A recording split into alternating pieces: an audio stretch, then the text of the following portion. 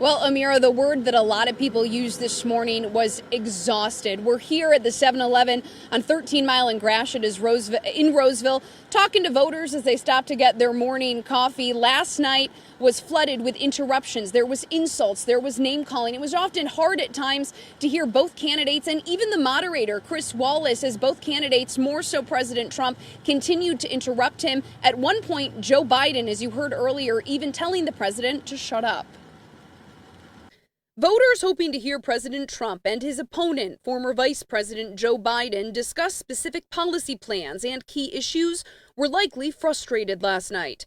Hearing a lot more of this during the first presidential debate. Do you have any idea what this clown's doing? Undecided Detroit voter raised in Oakland County, Andrew Rodney, didn't get much clarity from the debate in Cleveland, which focused on key issues ranging from the Supreme Court vacancy to COVID-19, the economy, and racism and violence in the U.S. I don't think that either of them presented any kind of plan or specific detail. Rodney, who told us last night he's likely to vote third party in November, said overall President Trump fared worse in the first debate. When you watch it, he just is, not what you would hope for in terms of somebody who has to lead a long-term policy. Thousands of comments rolled in from Channel 7 viewers, many of them frustrated with the amount of bickering between the candidates. Daphne says, "Don't talk about others. Tell us about you and what you plan to do."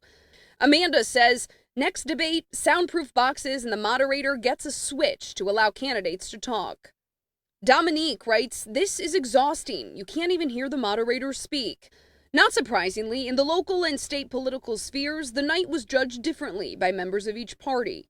The president showed that he was strong and forceful tonight, and Biden doesn't have the energy. I'm very sad of this kind of belittling one's opponent and name calling. Now, one voter I just heard from said he watched a portion of the debate last night on his break, and he said he had to turn it off within the first 5 minutes due to that bickering. One thing to keep in mind, back in 2016, President Trump won the state of Michigan by a slim margin, and it's estimated that up to 3% of Michigan voters now are still undecided.